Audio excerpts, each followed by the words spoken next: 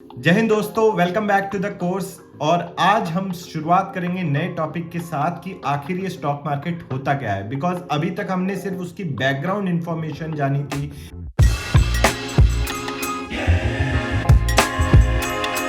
कि इन्वेस्ट कहाँ करना है, कहाँ कहाँ इन्वेस्ट किया जा सकता है, क्या क्या ऑप्शंस हैं, आईपीओ क्या होता है। लेकिन आज हम डिटेल में जानेंगे कि ये स्टॉक मार्केट होता क्या है, स्टॉक कैसे वहाँ पे ट्रेड करते हैं, कैसे आप बाई सेल कर सकते हैं और प्राइस एक स्टॉक का क्यों मूव करता है। ये सारी चीज़ें जो है आज हम इस एपिसोड में जानेंगे। तो अगर आपने चैनल को सब्सक्राइब नहीं किया तो चैनल को सब्सक्राइब कर लेना और वीडियो को लाइक कर देना और शेयर कर देना जिन लोगों के साथ जो सीखना चाहते हैं स्टॉक मार्केट के बारे में।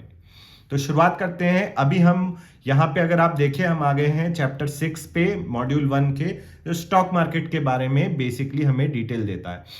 तो पहले चैप्टर में, इससे पिछले चैप्टर में हमने आईपीओ के बारे में सीखा था कि कैसे एक प्राइवेट कंपनी आगे बढ़ के जब ग्रो करती है तो आईपीओ लेके आती है और फिर एक पब्लिक लिमिटेड कंपनी बन जाती है।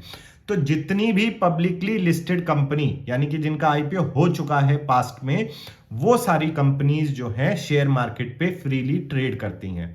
अब स्टॉक मार्केट होता क्या है? बेसिकली इसका आंसर सिंपल है, जो हमने पहले भी डिस्कस किया है कि एक इलेक्ट्रॉनिक मार्केट प्लेस है जहां पे बायर्स और सेलर्स अपना पॉइंट ऑफ व्यू बताते हैं कि मुझे बाई करना है या सेल करना है, और बेस्ड ऑन दैट कि बाई हो रहा है ज्यादा या सेल हो रहा है, उसी हिसाब से जो है प्राइस का मूवमेंट होता है। और इसको हम एक एग्जाम्पल के तौर पे समझेंगे कैसे ये प्राइस का मूवमेंट न्यूज और इवेंट से जो है असर खाकर ऐसा होता है मार्केट में।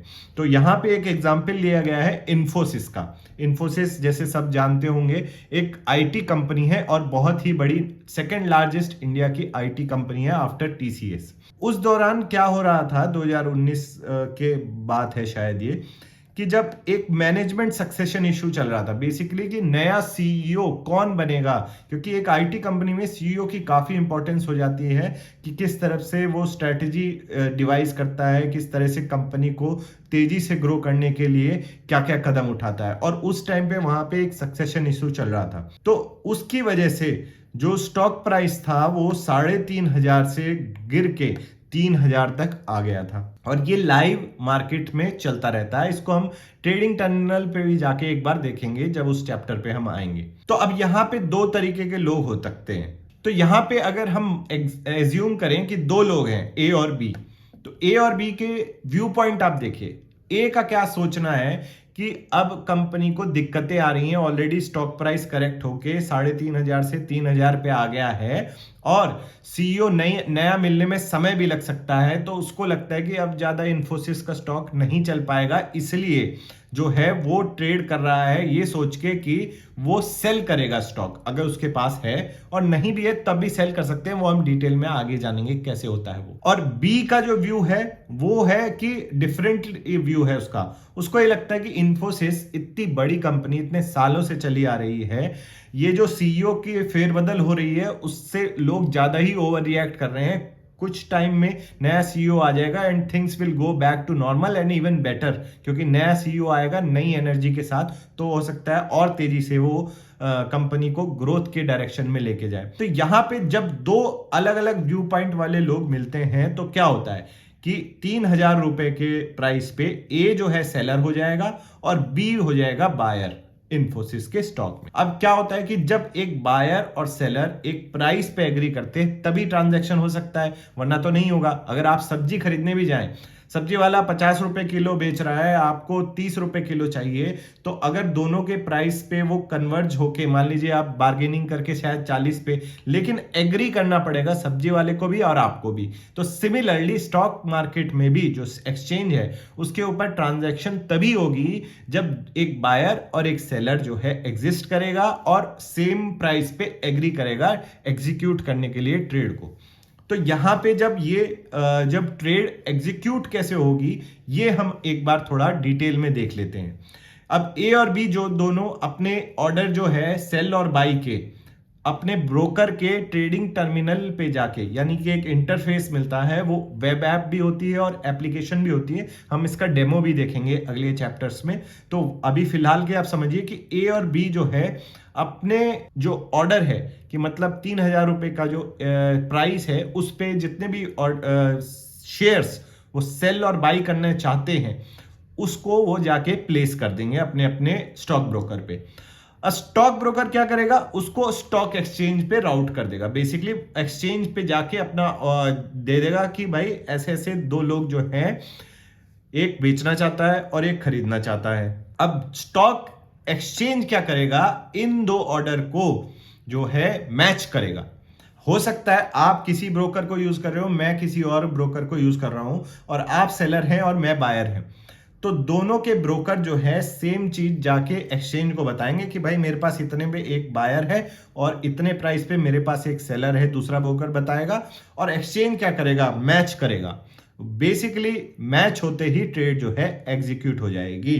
तो ये प्राइमरी जॉब है स्टॉक मार्केट का, to facilitate transaction between different market participants. Simple सा काम है, जैसे किसी भी मार्केट में एक बायर होता है, एक सेलर होता है और एक मंडी होती है जहां पे बाइंग सेलिंग हो रही थी, तो स्टॉक मार्केट भी एक मंडी की तरह है जहां पे बाइंग और सेलर्स आके मिलते हैं और उसको मिलाने का काम जो है एक्सचेंज ऑब्लिक, जो आप स्टॉक मार्केट बोल सकते हैं, उसका काम हो जाएगा।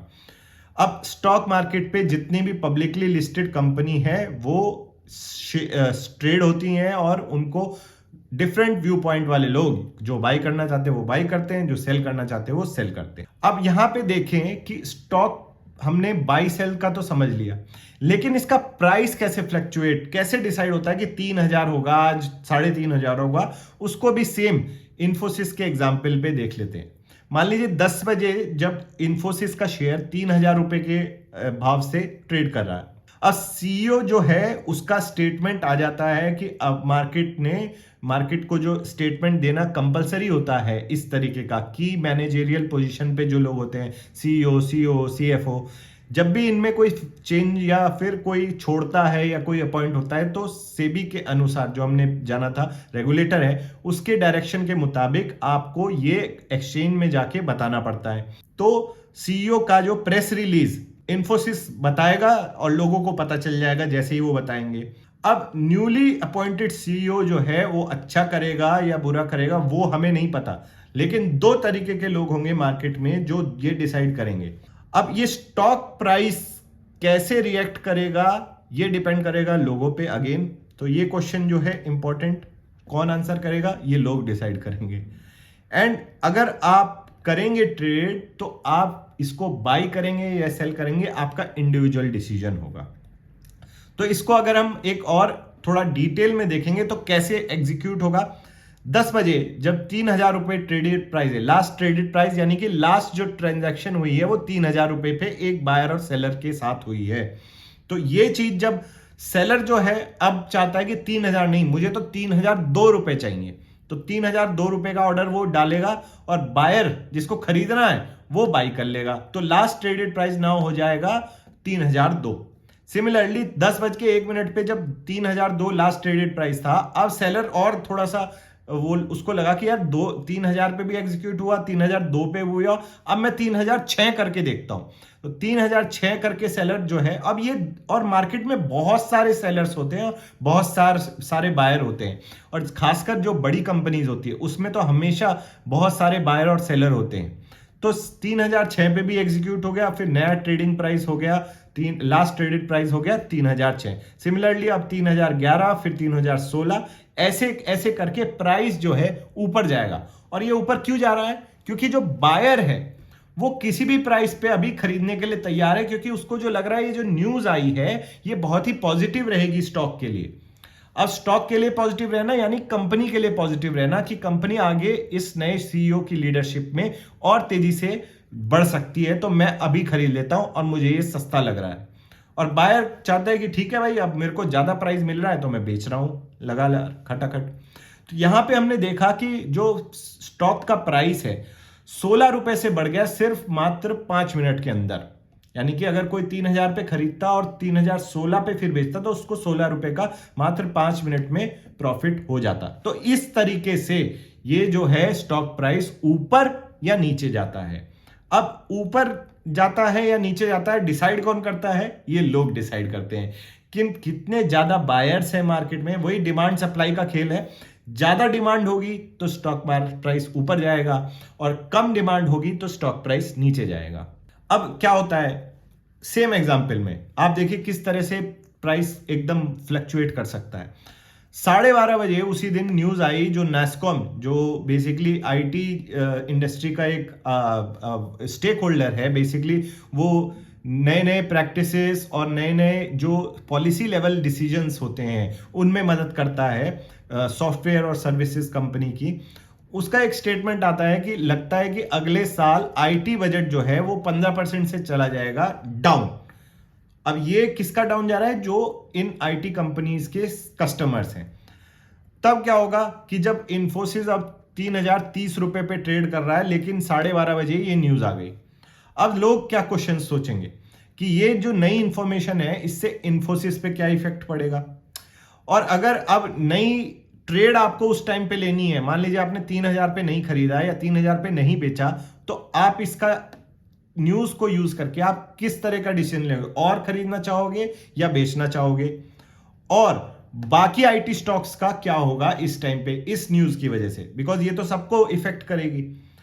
अब जब नैस्कॉम का ये कहना है कि आईटी बजट जो है 15% से घटने वाला है, तो आईटी कंपनीज का रेवेन्यू और प्रॉफिट दोनों डाउन जाने की गुंजाइश है और मोस्ट प्रोबेबली जाएगा ही। जब इनके कस्टमर्स का आईटी बजट कम हो जाएगा तो इनका भी रेवेन्यू कम हो जाएगा। अब सेम केस में क्या होगा, जब 3030 है तब लोग सेलर्स ज्यादा हो जाएंगे शायद मार्केट में इस हिसाब से, क्योंकि रेवेन्यू और जो प्रॉफिट कम जाएगा तो यानी कि रिटर्न्स भी कम बनेंगे, ग्रोथ कम होगी कंपनी की, तो सेलर्स ज्यादा होते ही मार्केट में प्राइस वहां से नीचे जाना शुरू हो जाएगा। तो आप देख सकते हैं बेसिकली इस वजह से आप एक ही दिन में दो डिफरेंट न्यूज की वजह से डिफरेंट व्यू पॉइंट वाले लोग आएंगे। डिमांड या सप्लाई ज्यादा होगी, उसी हिसाब से प्राइस फ्लक्चुएट करेगा। अब ये तो हमें एक एग्जांपल से समझ आया कि प्राइस कैसे मूव करता है और एक सेम डे में भी कितना मूव कर सकता है और वेरियस पीरियड ऑफ टाइम यानी कि एक हफ्ते, महीने, साल में कितना मूव कर सकता है, सेम रीजंस की वजह से। अब दो कंपनीज की और एक यहां पे डिटेल में बात करते हैं। मान लीजिए एक कंपनी, जैसे यहां पे रिलायंस का एग्जांपल लिया है और एक है श्री लक्ष्मी शुगर मिल। शायद आपने इसका नाम भी नहीं सुना हो, रिलायंस का आपने जरूर नाम सुना हो।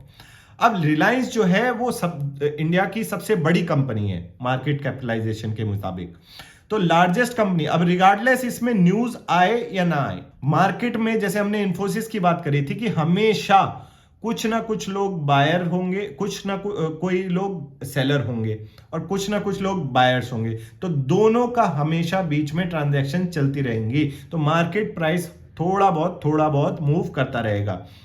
वहीं पे ये जो श्री लक्ष्मी शुगर मिल है इसकी बात करें तो अब इसके बारे में ज्यादा लोग तो वैसे पहली बात जानते भी नहीं है और सिमिलरली इसमें बायर और सेलर भी कम होंगे, तो इसका प्राइस शायद ज्यादा मूव ना करे। तो इस तरह से डिपेंड करता है कि स्टॉक मार्केट में जितने भी लिस्टेड कंपनी है, बड़ी कंपनीज के मूवमेंट आपको हमेशा ज्यादा दिखे देंगे।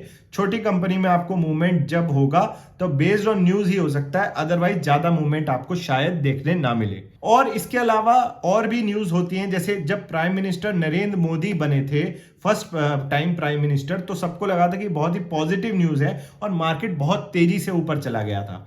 उनको लग रहा था कि अभी काफी टाइम बाद पूर्ण बहुमत यानी कि फुल मेजॉरिटी के साथ एक गवर्नमेंट आई है तो अच्छे से अपने पॉलिसीज को एग्जीक्यूट कर पाएगी, कहीं पे स्टक नहीं होगी। तो उस वजह से एक कंट्री के लिए बहुत ही पॉजिटिव न्यूज थी और उस वजह से मार्केट काफी तेजी से अप गया था। तो ऐसे ही ये चीज आपको स्टॉक मार्केट में प्राइसेस में स्टॉक्स के इंडिविजुअल और ओवरऑल मार्केट की आपको प्राइस मूवमेंट फ्लक्चुएट करती नजर आएगी। पॉजिटिव न्यूज पे तेजी से भाग सकती है और नेगेटिव न्यूज पे तेजी से नीचे भी आ सकती है। तो यही फ्लक्चुएशन जो होता है स्टॉक प्राइस के मूवमेंट को डिसाइड करता है।